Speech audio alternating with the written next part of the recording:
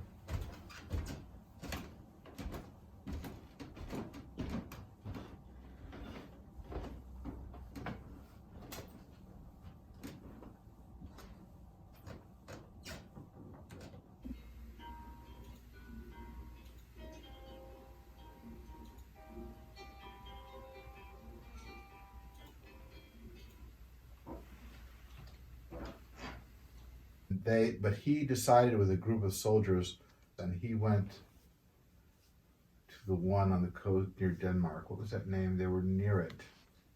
A whole group of those soldiers to open it up. Right. Muhammad, who was the manifestation of God, passed away in Arabia in 632. He had managed in his lifetime to unify all the tribes of that entire part of the world into one large confederation. After his passing, the religion of Islam began to spread very rapidly, and it was guided by 12 individuals who are called the Imams and believed to have been divinely guided and perfect examples of the faith. Among the most famous was his son-in-law Ali, the brother Hassan, and the great martyr, the third Imam, Husayn. The line of Imams came to an end with the 12th Imam. Shia Muslims believed that the 12th Imam went into a kind of a mystical hiding, a kind of a disappearance, and that he would, at the end of time, re-emerge to lead the faithful. After the 12 Imams, there were these 4 individuals known as gates, or the Babs, who would communicate with the hidden Imam. The line of 4 gates then came to an end, and all guidance now was silent and had to be derived from the Quran and the traditions. Centuries now would go by. During these centuries, the cultures and civilizations of Islam would make this whole part of the world the most advanced in the world. For example, the Abbasids, who would rule out of Baghdad, who were greatly tolerant, who developed the world's leading library, who was a research center, and the Al-Andalus civilization in Spain, which would transmit a lot of the knowledge of the ancient classical world on into medieval Europe through the great Jewish translators in Spain. The Islamic civilizations of that period developed a system of numerals that they got from India. They laid the foundation of more advanced mathematics like algebra, where the term comes from the Arabic al-jabr. This Islamic period was the high watermark of those civilizations. In the 1200s, completely unbeknownst and unforeseen, came the Mongols, and they destroyed all these great civilizations. Out of that rubble over in Iran emerged another great dynasty later called the Safavids. The Safavid dynasty decided that Iran would follow the form of Islam known as Shia Islam, or Shiism, that is, the one of the 12 Imams. The Safavid period was a great period, but by the 1800s, Iran was a kingdom in great disrepair, very corrupt, lots of princes who lived off the land, more than 90% illiteracy rate. And there was a sense by the 1800s that there needed to be a renewal. And a group of young clerics in the early 1800s began to believe that the time for the renewal of Islam had come, and that the 12th Imam would return. He would be one who would arise. The term for that is Qaim, who would arise, and he would purify Islam and bring about its fulfillment and its purity. And this laid the groundwork for the declaration of the Bab. My name is Khadijih Bagum. Always on such holy days, the friends ask me to tell about my brief but glorious years with my husband, the Bab. Known to me as Ali Muhammad, he and I had been childhood playmates. While still in his teen years, the Blessed Bab had engaged in commerce with his uncle, and he had assumed complete management of their trading house in Bushir. As a teenager, I once had a dream of him standing in a field of flowers, praying, wrapped in a robe embroidered in golden thread with the verses from the Quran. When I told my mother the dream, she said it was probably due to the fact that Ali Muhammad was so devoted to his prayers. Another night, I dreamt of Fatima. I dreamt that the Prophet Muhammad's daughter had come to our house and asked if I or one of my sisters would marry her son, the Imam Husayn. We stepped forward with joy and delight to welcome her, and Fatima arose and kissed me on the forehead. In my dream, I understood that this meant she had selected me. I awoke the next morning feeling exhilarated, yet modesty forbade me telling my dream to anyone. But that very day at noon, the Bab's mother and grandmother both came to call upon us. My sisters and I went to greet them in the same way that we had done in my dream. The Bab's mother arose and kissed me on the forehead, just as in my dream. So when we girls were dismissed, I eavesdropped and listened as the Bab's mother requested that a marriage be arranged between her son and myself. Immediately, I felt a great stirring within my heart. It seemed as if I were being flooded with God's mercy and grace. I was thrilled at the prospect of this marriage. When my mother told me of the proposal, I blurted out my dream. She became very excited. Surely this augurs some good fortune, she said. Our wedding took place in August of 1842.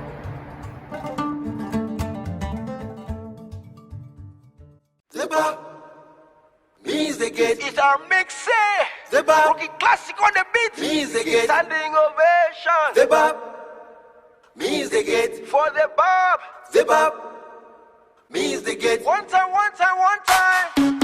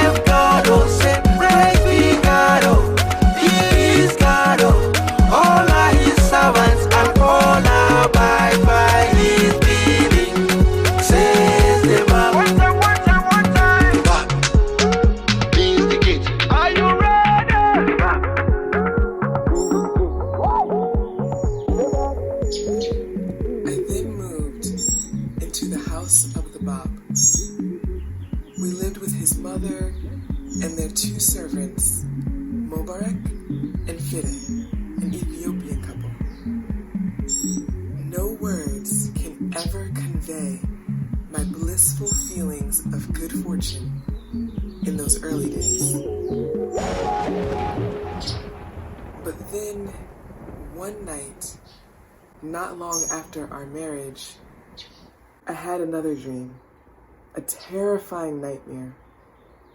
A ferocious lion was standing in the courtyard of our house. My arms were wrapped around its neck. It was dragging me along, and I was clinging desperately to its mane.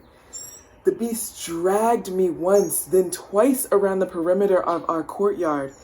Still, I clung to its neck. The beast made a third circle of the courtyard, and we were halfway around when suddenly I awoke with a start.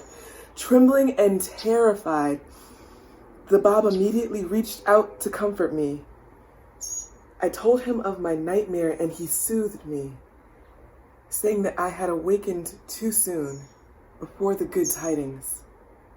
Your dream, he whispered, portends that our life together will not last more than 2.5 years.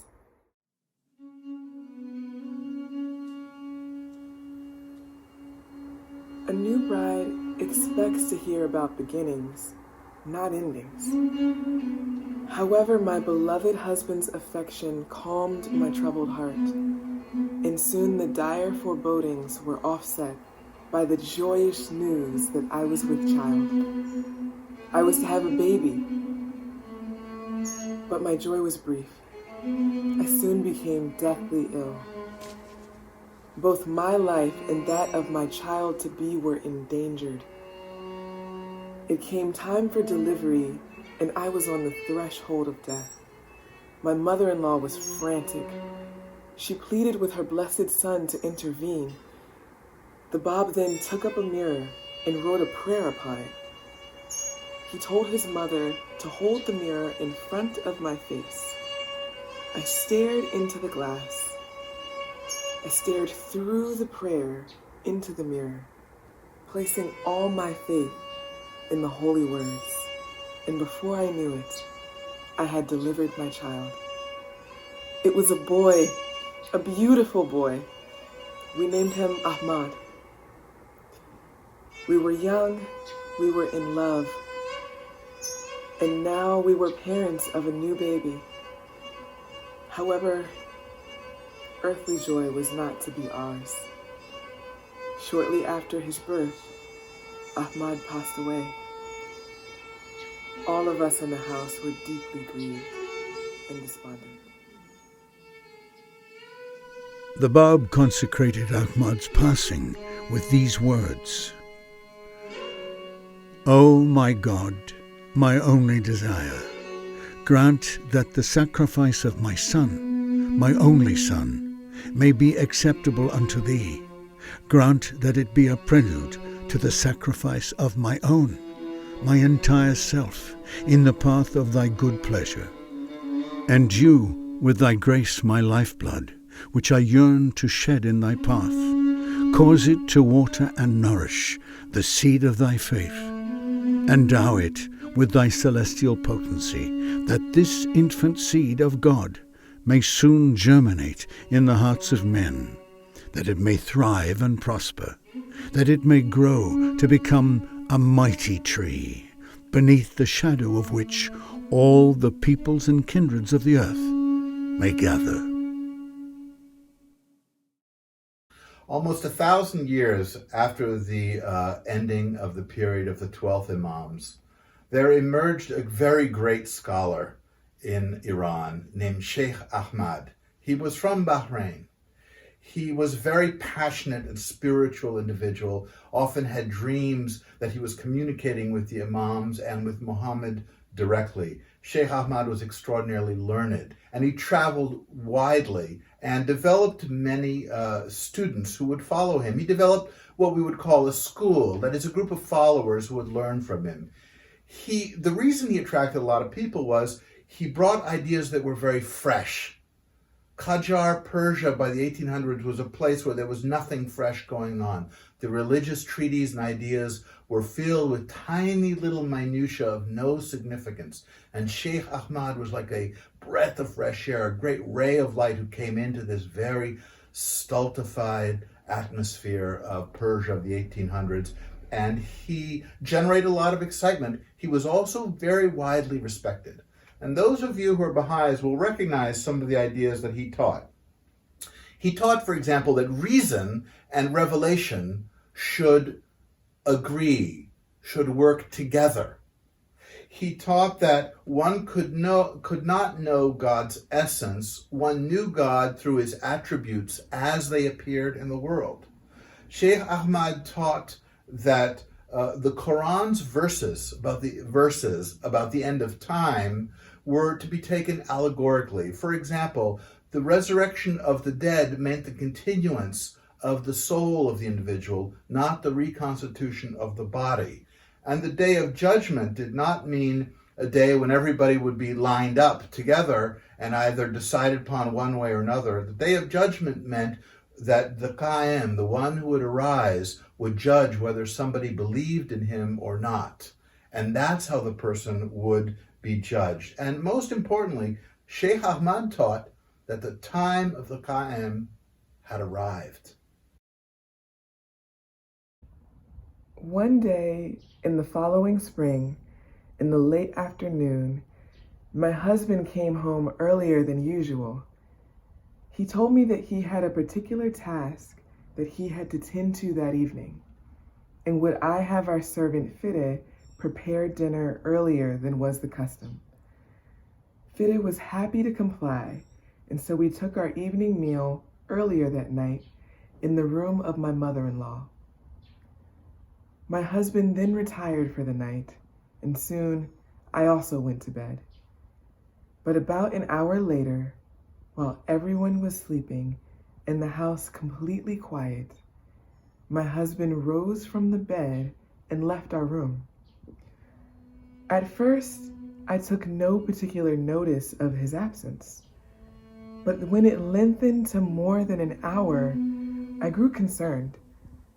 I went to look for him, but nowhere in the house could I find him. I thought perhaps for some reason he had gone out, but when I checked the main door, I found it locked on the inside. I then walked into the courtyard to the western side of the house and looked up at the rooftop.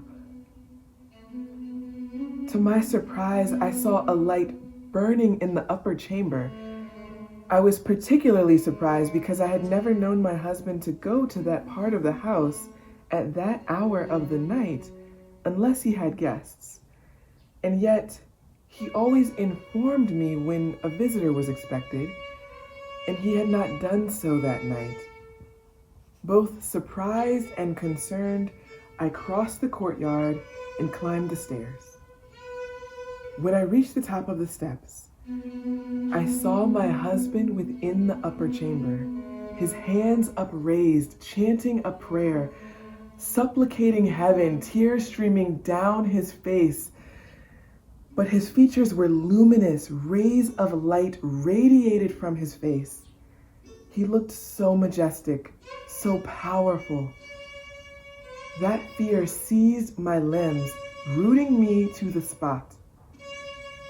I began to tremble uncontrollably. I found I could neither enter the room nor retrace my steps.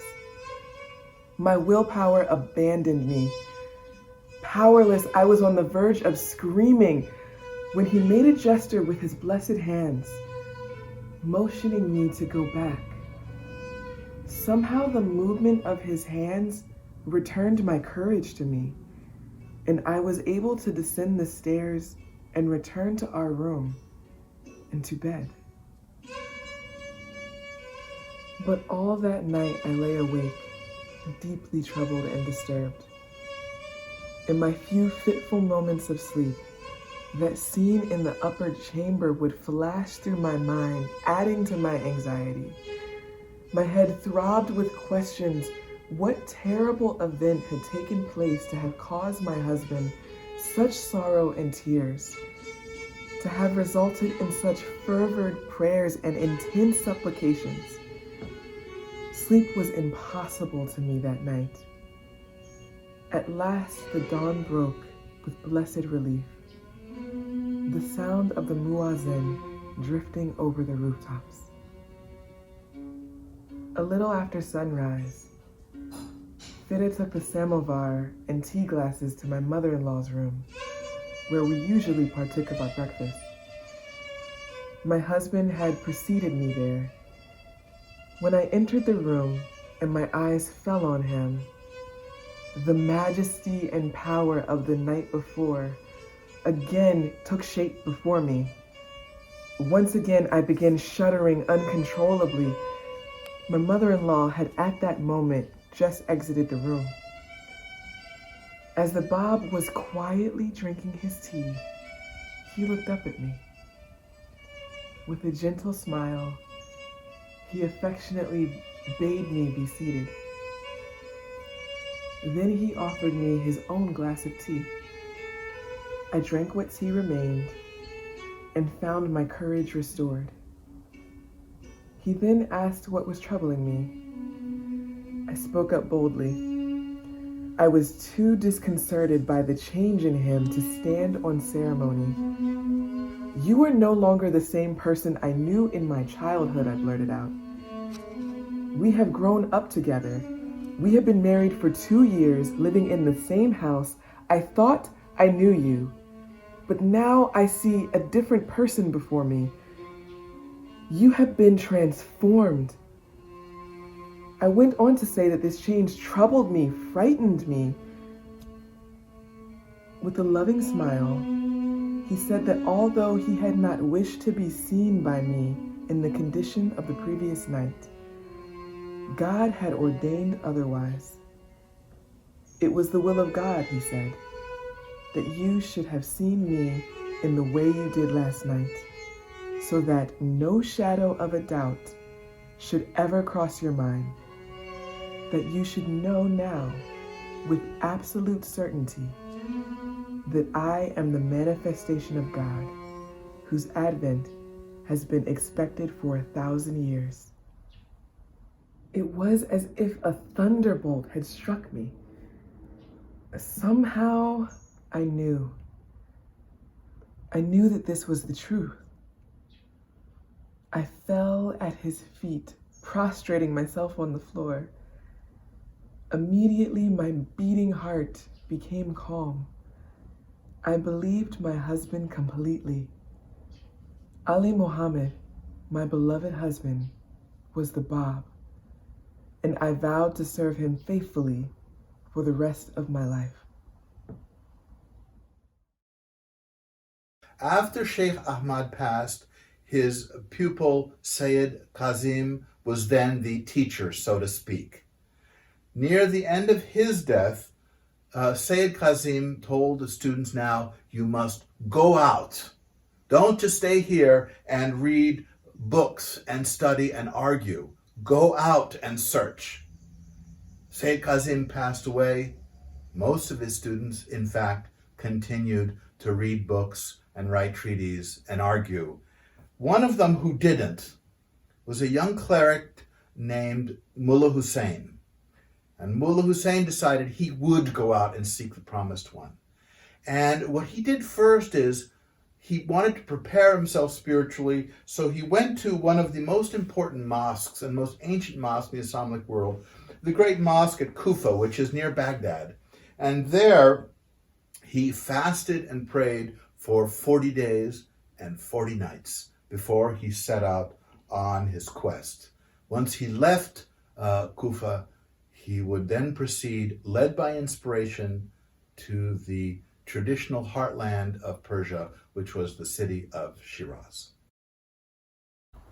A few weeks later, on the evening May 22nd, 1844, the Bab said to me, "Tonight we will entertain a dear guest."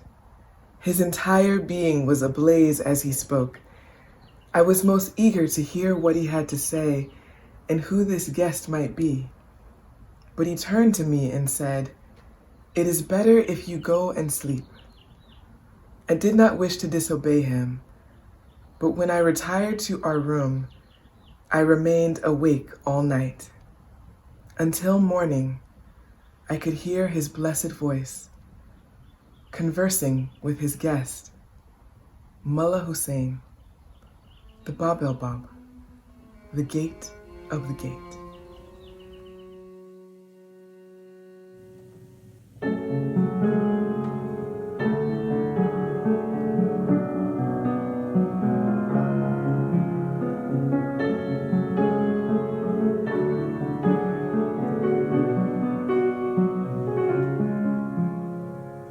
O crimson beauty, defender of his name, at the passing of Sayyid Kazim, you set out in search of his flame.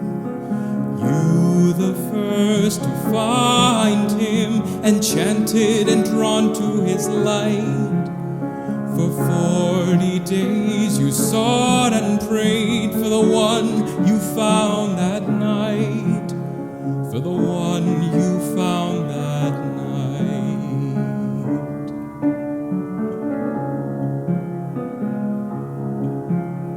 Your eyes behold his radiant face, and you enter into his care. He serves you tea so selflessly, and you bow your heads in prayer. You pray once again to find the one, discover the signs deep within. As you raise your eyes, you tremble inside. Behold, all these signs are in him. Behold these signs in him.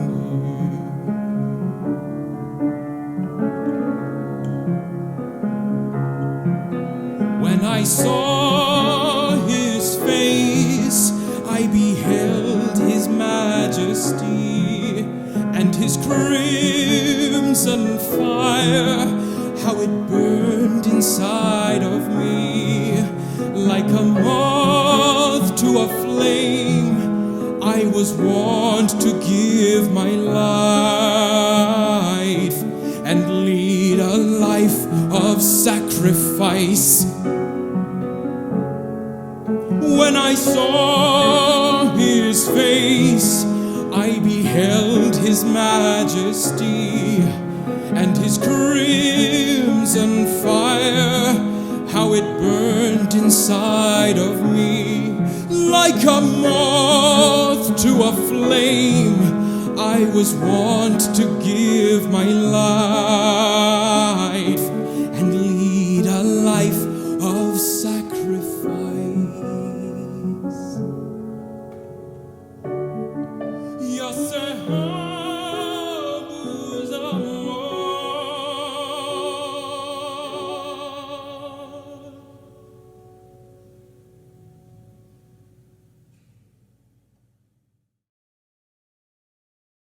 On a hot and sunny afternoon in Shiraz in May of 1844, the young cleric Mullah Husayn was about to step out of obscurity into world history, and he didn't even know it.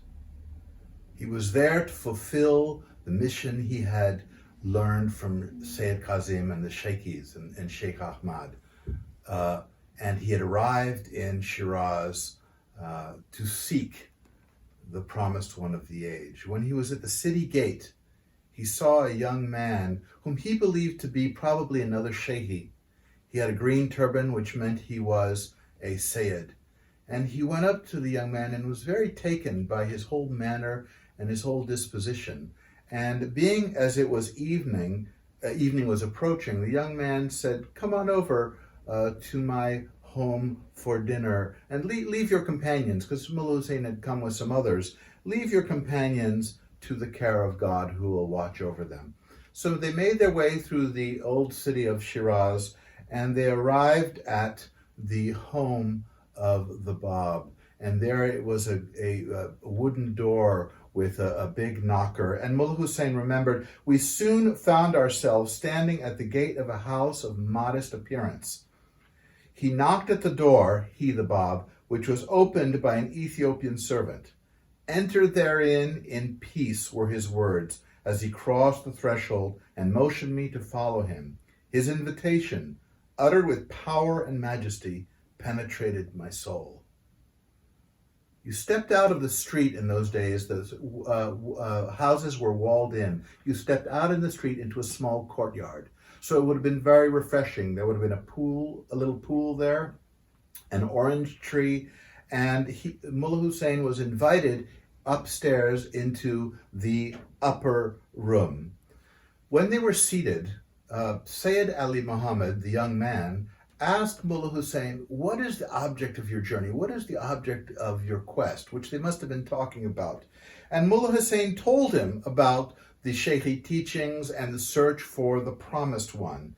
And he told this young Sayyid, "These are the signs that I was told to look for." Sayyid Ali Muhammad looked at Mullah Husayn and said, "Behold, all these signs are manifest in me." Now this was coming from a 25-year-old young man who was a couple of years younger than Mullah Husayn.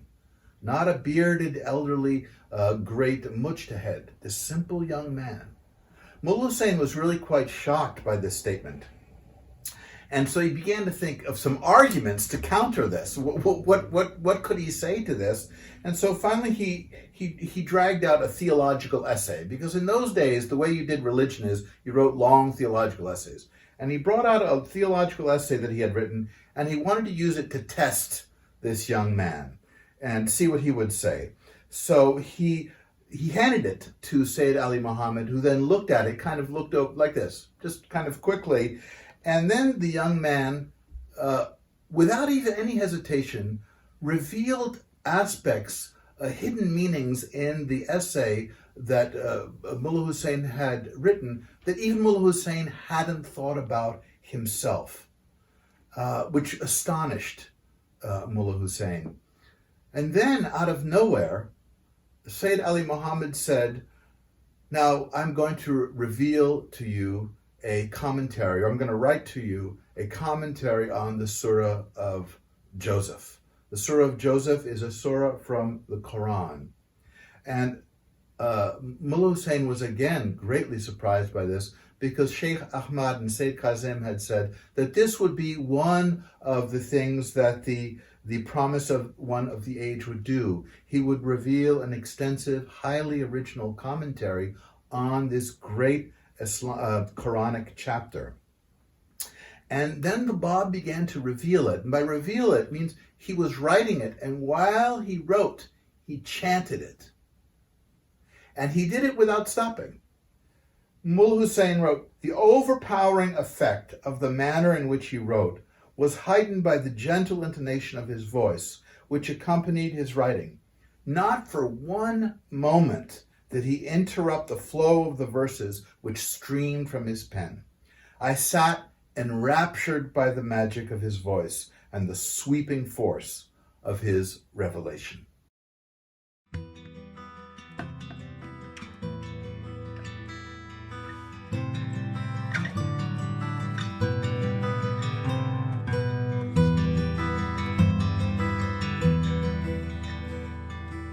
Shaykh Ahmad and Sayyid Kazim found the signs and taught Mullah Husayn to follow them. 18 would arise, serve the Bab's sacrifice, and forsake their own lives. The Bab was the way, the gate, a thief in the night, as Christ would say. Kodus Tahireh, 2 stars in the dark night that led the way. The twin trumpet blast had passed, and the glory of God set about fulfilling God's task. Baha'u'llah, the return of Christ, the Mahdi, 12th Imam, Islamic cycle's birthright. With a new name and a new face, a new revelation to unite the human race. One God, one man, one faith. Children of the half-light, arise and make haste. Arise and make haste. Arise and make haste.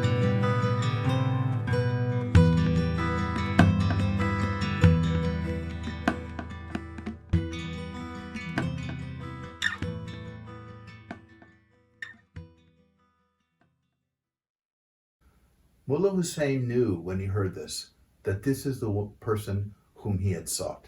This is the one whom all the Shaykh students were looking for. The Qaim, the one who would arise. But he was also the bringer of an entirely new revelation of God. What Mullah Husayn didn't know, and what Shoghi Effendi would later explain, is that the Bab was the Lord of the age, the one who would annul the Quranic laws that had guided tens of millions of people in that part of the world for hundreds of years. He was the primal point through which divine revelation would flow. He was a mouthpiece of God himself. And as Shoghi Effendi explained, the Bab also would be the herald of a second divine outpouring, whom we as Baha'is know to be Baha'u'llah. Mullah Husayn could not have known any of those things at that time, but what he knew is the Qaim had arisen, the promised one had arisen, and he devoted his rest of his life to the fulfillment of whatever the Bab asked him to do, to the point of, in the end, giving up of his own life. With the appearance of the Bab, a great power was released into the world. When the Bab was finished, he saw the effect he had had on Mullah Husayn, who knew this story well and had just heard this powerful revelation. And Mullah Husayn looked overwhelmed, and the Bab said, "Don't leave. We're going to stay here, and we're going to have food together." And the Ethiopian servant brought dinner, and they broke bread together. Mullah Husayn was profoundly moved by this. He had heard this great revelation writing on the Surah of Joseph, and now this delicious food was put before him that had been prepared lovingly by the Ethiopian servant of the Bab, who himself seemed extraordinarily devoted to the person of the Bab. And this degree of hospitality was such that it showed that the Bab had a very highly elevated spiritual quality, that all who came into his orbit were brought in and made to feel at home and a part of him. And this alone for Mullah Husayn was a great proof that this was a special young man, that this was this wasn't your average person, not even your average learned person, but somebody of great spiritual ability. And they ate and they continued speaking through the night. The only thing that interrupted it was the call to prayer at dawn. And Mullah Husayn then kind of awoke from this powerful spiritual experience, and it was now time to go. Sayyid Ali Muhammad looked at him and said, "O thou who art the first to believe in me, verily I say, I am the Bab, the gate of God, and thou art the Baha'u'llah, the gate of that gate. 18 souls must, in the beginning, spontaneously and of their own accord, accept it and recognize the truth of my revelation. Unwarned and uninvited, each of these must seek independently to find me." Mullah Husayn remembered hearing these words and being struck like a thunderbolt hit him. It was as if a thunderbolt had struck him. He stepped out into the street, a man completely transformed by the experience he had just had. Somehow,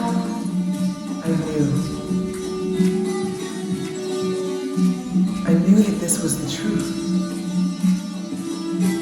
He remembered, this revelation so suddenly and impetuously thrust upon me came as a thunderbolt, which for a time seemed to have benumbed my faculties. I was blinded by its dazzling splendor and overwhelmed by its crushing force. Excitement, joy, awe, and wonder stirred the depths of my soul.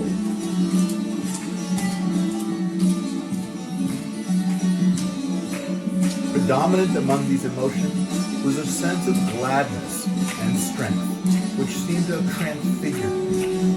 How feeble and impotent, how dejected and timid I had felt previously. Then I could neither write nor walk, so tremulous were my hands and my feet. Now, however, the knowledge of his revelation had galvanized my being. I felt possessed of such courage and power that were the world, all its peoples and its potentates, to rise against me, I would, alone and undaunted, withstand their onslaught. The universe seemed but a handful of dust in my grasp. I seemed to be the voice of Gabriel personified, calling unto all mankind, awake, for lo, the morning light has broken. Arise, for his cause is made manifest. Wake for lo, the morning light has broken. Arise. Awake for lo, the morning light has broken. Arise, for his cause is made manifest. Awake, for lo, the morning light has broken. Arise, for his cause is made manifest. The portal of his grace is open wide. The portal of his grace is open wide. The portal of his grace is open wide. Enter therein, O peoples of the world. Enter therein, O peoples of the world. Enter therein, O peoples of the world. Enter therein, O peoples of the world. Enter therein, O peoples of the world. Enter therein, O peoples of the world. Enter therein, O peoples of the world. For he who is your promised one. For he who is your promised For one. he who is your promised For one. he who is your promised one. For he who is your promised one. For he who is your promised one. For he who is your promised one is come.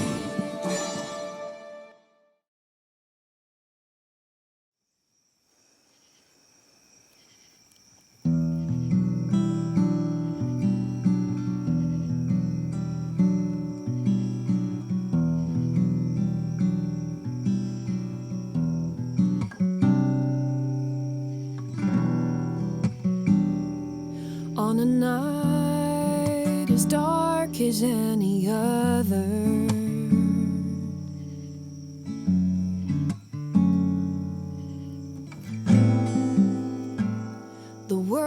is bathed in a different kind of light.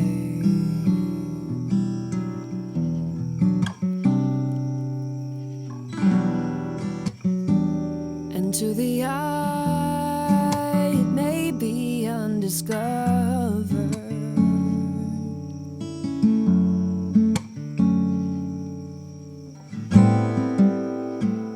but 1,000 suns could never burn so bright.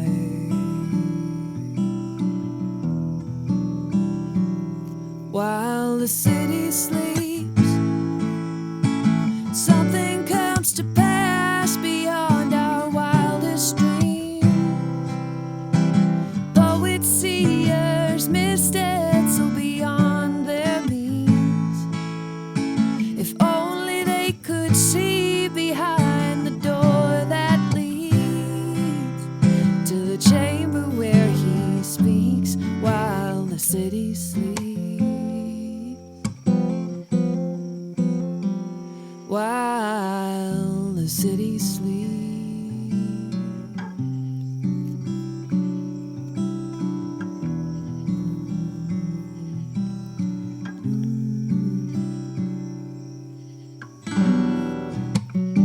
No trumpets blare, no angels in the choir.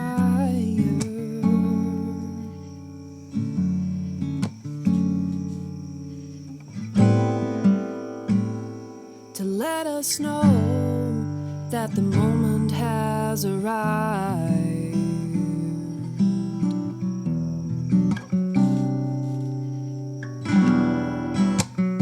No moon of red, no brimstone fire.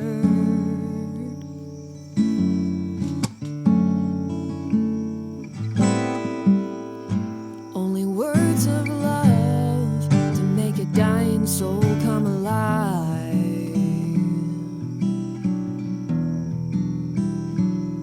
While the city sleeps, something comes to pass beyond our wildest dreams. Poets, seers, mystics so beyond their means.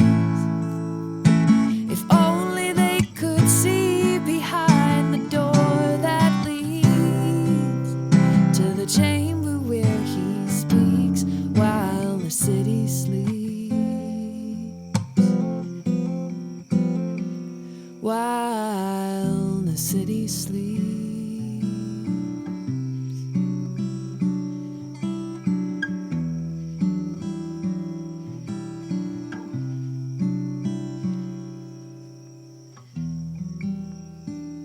Among the reeds are lying in a manger.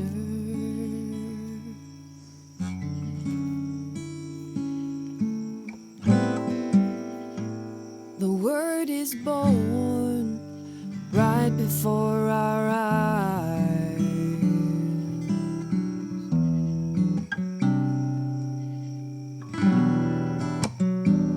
And once again, we never knew the danger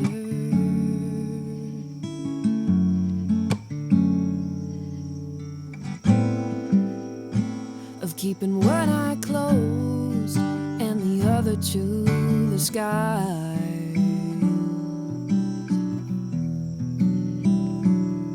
While the city sleeps, something comes to pass beyond our wildest dreams. Poets, seers, mystics so beyond their means. If only they could see behind the door that leads to the chamber where he speaks while the city sleeps. Something comes to pass beyond our wildest dreams. Poets, seers, mystics so beyond their means. If only they could see behind the door that leads to the chamber where he speaks while the city sleeps.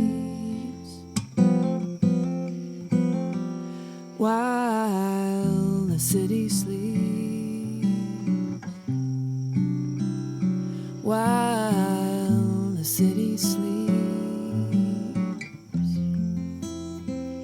while the city sleeps.